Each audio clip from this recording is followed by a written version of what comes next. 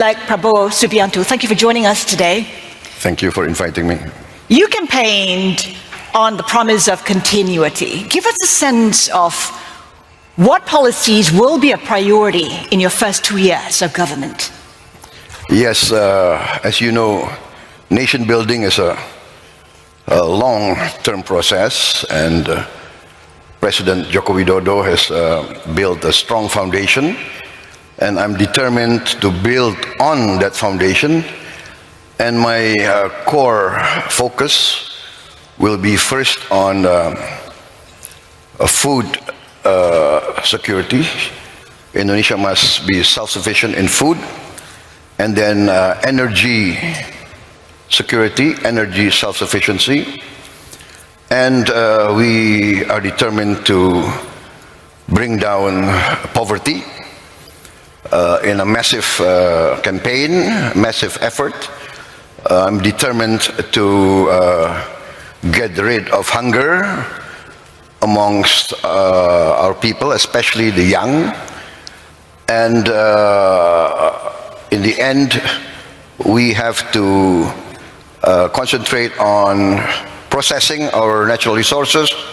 We have to make a great effort in downstreaming and to industrialize. And all of this needs good governance.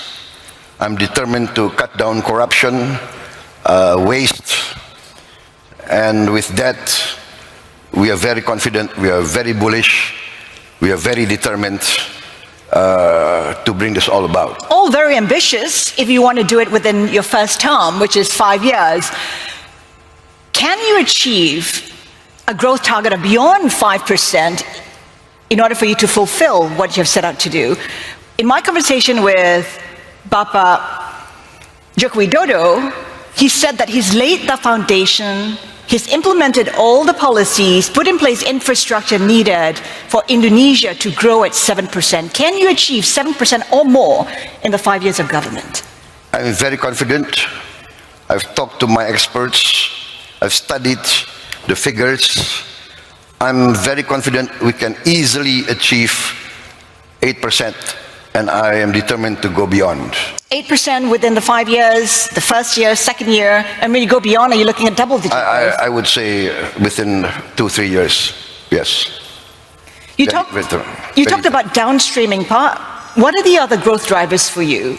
Or would downstreaming be key to you achieving 7, 8, 9% growth? Downstreaming will take several years. What will be a growth driver in the first years will be our concentration on agriculture, food production, food distribution, and energy. We want to go green in a very quick way. We want to produce our diesel from palm oil, and this will be a very strong growth driver. You know, we import $20 billion every year for diesel oil.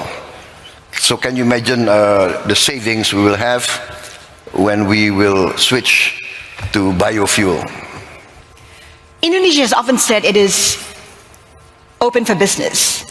Yet, I think a lot of investors say it's adopted protectionist policies, limits on the export of nickel, coal, palm oil. Is it important for you to move away from nationalistic protectionist policies? No, I think there's a misperception. We are not protectionist. What we are doing is very logical. Every country in the world will fight or will protect the national core interest of their people. And we think that we want to industrialize, and those are our natural resources. We have to protects our interest in the sense that we must get the full value, right? We cannot keep importing industrial goods all the time. It's not fair to our people. We will not be an advanced industrial society if we are just a producer of raw materials. I want to touch on your spending plans. When you campaign, you talked about how you want to provide free lunches, free milk for students, and some are questioning how you will pay for such a program. Can you fund that program if you're unable to perhaps raise the limit of your budget deficit beyond 3%? You've said you can. We have studied this. We have, what do you call it? We studied all the figures, and we are very confident we can do that. We are very confident we can do that. And while keeping your budget deficit at 3%? Yes, 3%. And you know, the 3% is something arbitrary. Not many countries hold to that. But we have a tradition of prudent fiscal management. I think we have the lowest debt to GDP figure in the world, one of the lowest.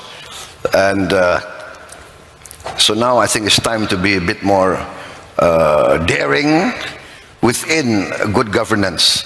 So what does that mean? Raising the limit beyond 3? Would 4, 5% still be comfortable, prudent? We calculate that it's a matter of refocusing and cutting down the waste, cutting down the allocation to non-essential activities. So it's a matter of efficient